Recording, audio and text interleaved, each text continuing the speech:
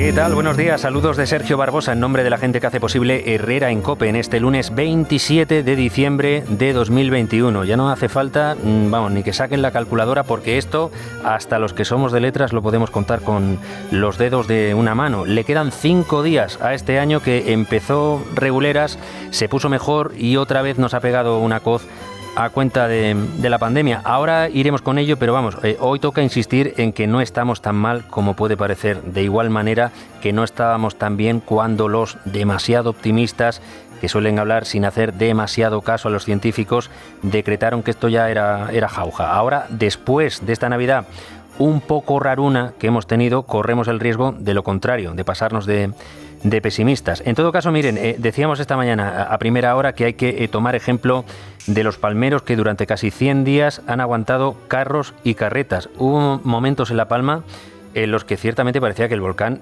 no se iba a apagar nunca y sin embargo se ha apagado y hoy viven oficialmente el primer día laborable con la erupción volcánica extinguida. Y claro, Pedro Sánchez ha aprovechado para viajar a la isla por 8ª vez. De hecho, se rumorea que cuando llegue a los 10 viajes le regalan un exprimidor eléctrico o una batamanta de esas que a veces regalan los periódicos cuando llegas al cupo. Pero bueno, que está bien que el presidente visite la isla, pero lo que dicen ahora los palmeros es que menos visitas y más ayudas, porque hay gente como Lili que perdió su casa a comienzos de la erupción y todavía no ha visto un duro. Mi familia no ha recibido nada de las entidades públicas. Hemos tenido donaciones de personas particulares, de toda mi familia se han unido y también han ayudado, pero de las entidades públicas han prometido que sí, pero hasta ahora nada ha llegado. Pues eso es lo que hace falta, que la burocracia no impida que empiecen a llegar esas ayudas que se han aprobado en varios consejos de ministros y que nuestros hermanos de La Palma puedan rehacer su vida lo antes posible. Para eso pagamos impuestos y no para las chorradas en las que a veces se va el dinero, ¿verdad? Y ahora sí, lo de la pandemia y las caritas que vamos a poner muchos hoy en el trabajo, aunque sea a través de videollamada o con la gente conocida con la que nos topemos y digamos aquello de válgame Dios, qué Navidad, porque este fin de semana a muchos pues les ha dado un poco el bajonazo de pasar la Navidad de aquella manera, o porque muchos están viendo que la Nochevieja pues va camino de lo mismo, ¿no? Y ahora ahí lo peor sigue siendo el caso de las familias que uno o varios miembros ha dado positivo y los otros no. Por ejemplo, una madre que da positivo, como otros compañeros de la oficina donde trabajaban, a ella le dan el aviso del brote antes de tener síntomas, se aísla rápido, en el primer antígeno da negativo, pero sigue aislada de los hijos y del marido por precaución y al final se demuestra que ha hecho bien aislándose tan rápido porque al final sí que acaba desarrollando síntomas y sí da positivo en una PCR. Pero los niños y el marido se libran. ¿Y qué pasa? Pues que la Nochebuena encerrada en una habitación, escuchando al marido y a los hijos apañándose con el horno y las cazuelas, mientras ella no puede hacer nada al otro lado de la puerta. Y luego ese momento en el que le pasan a una la comida como a los presos, y los otros en el salón y con la videollamada, llevándolo como se puede. Pues esto ha pasado. Esto le ha pasado, por ejemplo, a Ana, que vive en Madrid. Mi Nochebuena aislada en mi habitación sin poder pasarla con mi marido y mis 3 hijos fue bastante dura. Sin embargo, decidí que me embriagara el espíritu navideño y bueno, me arreglé, me maquillé, puse una lista de villancicos en mi móvil. Ellos al final se sacaron una cena estupenda que me dejaron en la puerta. Pues esa es la actitud y intentar llevarlo lo mejor posible. No hay que pasar de aquel optimismo casi esotérico de vamos a cambiar de año y 2021 va a ser el final de la pandemia a lo de ahora, porque tras haber vivido tan tranquilos durante 2 o 3 meses, a la gente se le ve un poco ahora con el bajón que ha provocado la variante Omicron y los hay que van por ahí diciendo esto no se va a acabar nunca, cuando se controle esta variante saldrá otra, yo no puedo con la vida, bueno, en fin, de hecho hay hasta manifestaciones negativas y antivacunas como las de esta pasada noche en Valencia. Bueno, pues ni tanto ni tan calvo, vamos por partes. Igual que no hay que perder de vista La Palma, esta mañana cabe destacar que justo hoy se cumple 1 año del inicio de la vacunación. Es decir, a lo tonto, ha pasado ya 1 año del día que conocimos a Araceli, una señora de Castilla-La Mancha, de Guadalajara, que cuando le dijeron que si ella se atrevía a ser la primera española en ponerse la vacuna en una residencia, dijo que lo hacía, de cabeza. Venga, muy bien, Araceli. Muy bien. ¿Bien? No te nada. Claro que no. Nada. Pues ya está todo, Araceli. Vale. Muy bien. ¿Ha sido usted la primera? Ya, gracias a Dios. Gracias a Dios, ¿verdad? Gracias a Dios, decía la buena de Araceli, que fue la punta de lanza de una vacunación en las residencias, que es uno de los lugares donde más se ha notado, y para bien, el efecto positivo de las vacunas. Y fíjense, decíamos lo de ni tanto ni tan calvo. Este año, que lo mismo, más de uno está ya desesperado y lo ve todo negro, en realidad es cuando hay más motivos para ser optimistas. ¿Por qué? Porque tenemos un 89,8% de la población mayor de 12 años inmunizada con las vacunas de emergencia, que se diseñaron en tiempo récord, en un hito de la ciencia sin precedentes, para parar el golpe de la mortalidad y el colapso hospitalario, porque están más cerca las vacunas esterilizantes, que sí nos pueden acercar definitivamente a que el COVID sea un virus respiratorio estacional. También están más cerca los fármacos, y porque poco a poco, por muy inútiles que sean, los gobiernos del primer mundo irán poco a poco poniéndose las pilas para que los países menos desarrollados también se puedan vacunar. La clave está en ir dando cada vez menos oportunidades a ese señor con un manojo de llaves en el cinto, que es el virus, para que no vaya probando llaves nuevas variantes con las que hacernos daño. Y ciertamente cada vez son más los expertos que consideran que este que hemos vivido a finales de año puede ser uno de los últimos revolcones malos que nos pueda dar la pandemia, si hacemos las cosas bien.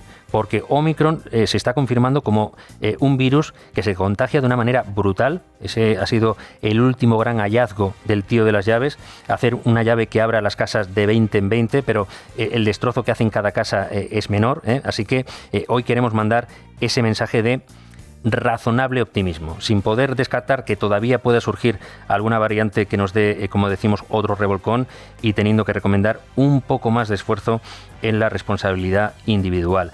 Pero tras una Nochebuena en la que a más de uno le ha dado el bajonazo de estar aislado o no poder visitar a la familia, es importante poner las luces largas y ver las cosas en su justa medida, del efecto beneficioso, indudable, que está teniendo las vacunas en los hospitales, incluso en estos momentos de tsunami de contagios. Ya hemos hablado a las 7, y si lo que necesitamos es un poco de inspiración para encontrar la paciencia necesaria para aguantar los meses que nos quedan de pandemia, podemos fijarnos, por ejemplo, en la gente mayor que vive en las residencias, que nos contaba Carmelo Gómez, por ejemplo, que es presidente del colectivo de enfermeros en Murcia. Hay cierta normalidad dentro de lo que es la situación, y ellos, de verdad, son, desde mi punto de vista, son un ejemplo de entereza, un ejemplo que el resto de la sociedad debería de fijarse en ellos para ver cómo están enfrentando esto de forma estoica, con sufrimiento, porque la situación no es para menos, pero también de una forma constructiva. Si se lo toman con filosofía los que pueden pensar que están viviendo los últimos años de su vida a medio gas por culpa de la pandemia, ¿cómo no vamos a echarle un poco de optimismo los que se supone que tenemos más tiempo por delante, verdad? Así que a seguir peleando y a fijarnos en países como Alemania, donde noviembre parecía el fin del mundo y ahora los contagios van claramente a la baja, como también van a la baja los contagios por Omicron en Sudáfrica, donde surgió, pero también en Holanda o en Rusia. Eso nos debe servir de referencia aquí en España, donde ahora la cosa está muy mal con los contagios. Todas las autonomías que han reportado datos este fin de semana han duplicado los positivos de la semana anterior. Solo en Cataluña se han reportado 80.000 casos en una semana. Los países de nuestro entorno, Francia y Portugal, acaban de batir récord absoluto de contagios, pero ya les digo, Alemania está ahora mismo reportando 10.000 por los 100.000 de Francia. Es decir, si se hacen las cosas bien, el rejonazo de Omicron se puede empezar a controlar en 3 o 4 semanas. Otra cosa es que nos quede la sensación de que nuestros políticos han vuelto a no saber verlas venir, y que cuando ya era tarde solo han sabido poner parches. Es lo que piensan, por ejemplo, expertos como Patricia Guillén, epidemióloga de la Universidad de Valencia. Contaba este fin de semana en COPE que lo de la mascarilla en la calle en todo momento sirve más bien de poco. La mascarilla sirve cuando tienes a alguien desconocido a 1 metro, que eso se supone que ya era obligatorio. Incluso lo de echar la culpa a la hostelería también puede llegar a ser injusto, porque los interiores que siguen siendo verdaderamente problemáticos son las casas particulares. No sé de dónde habrán consultado la instauración de esta medida, pero realmente es una tirita. Es como, bueno, pues vamos a comentarle algo a la población que pueda hacer, así ellos piensan que les estamos protegiendo, pero en realidad no es efectivo, porque al aire libre, cuando no te cruzas con nadie, el llevar la boca tapada tampoco te protege ni nada. Es como si lleváramos pues una cinta del pelo en la boca. pues prudencia en la hostelería, donde los hosteleros tratan de hacerlo bien, y prudencia, mucha prudencia también en nuestros hogares, que es donde a veces se nos olvida. Pues ahí es donde tenemos que sujetarnos un poco en la medida de lo posible durante estas semanas para quitarnos esto de encima y encarar 2022 con optimismo. Otra cosa es que los españoles dejemos de ser españoles, cosa que ni es deseable ni es probable. Así que muchos seguirán diciéndole a Luis Enrique a quién tiene que poner en la selección, los habrá que descartarán que Omicron la pueda liar sin saber de ciencia, y los habrá que querrán hasta escribirle el discurso de Navidad al rey Felipe. El viernes los había decepcionados con el jefe del Estado, bien porque no había anunciado su ingreso como militante en un partido de derechas o porque no había confirmado su presencia en la próxima fiesta del PC para bailar ska y beber calimocho. Y hombre, un jefe del Estado tiene que hacer el discurso que tiene que hacer, y los golpes en la mesa deben ser para momentos muy puntuales, para que sean efectivos, como el desafío separatista de 2017. ¿Que el discurso fue demasiado complaciente con el gobierno o tocó los temas que le convienen al gobierno? Bueno, un rey que pide entendimiento y respeto a la Constitución, no decimos que sea crítico con el sanchismo, pero tampoco se puede afirmar que sea muy fan, porque si te piden respeto por la Constitución, el que debe incomodarse es el gobierno que este año ha quedado desautorizado por el Constitucional, por los estados de alarma ilegales o por la Unión Europea, por su intento de asalto al Poder Judicial. Pero vamos, para gustos y para interpretar el sentido de los discursos ya sabemos, los colores. A todo esto, lo que no cambia es la matraca de Cataluña. Pere Aragonés ha hecho esta noche su discurso de balance de año y ha dicho que 2022 debe ser el año en el que el gobierno les dé lo que piden, es decir, referéndum y amnistía. Y para meter más presión a las familias que piden castellano, ha hecho el discurso desde el Colegio de Santa Coloma de Gramenet, en el que comenzó la inmersión lingüística en 1983. Claro, en Santa Coloma los padres aceptaron en el 83 que sus hijos aprendieran catalán, porque era lógico y normal. Lo que no les contaron en aquel entonces es que 30 años después el verdadero objetivo sería hacerles sentir extranjeros y empujarles a renunciar a su lengua materna como si fuera una mácula de la que debieran avergonzarse. Pero del separatismo catalán te puedes fiar como de los falsos profetas de la pandemia.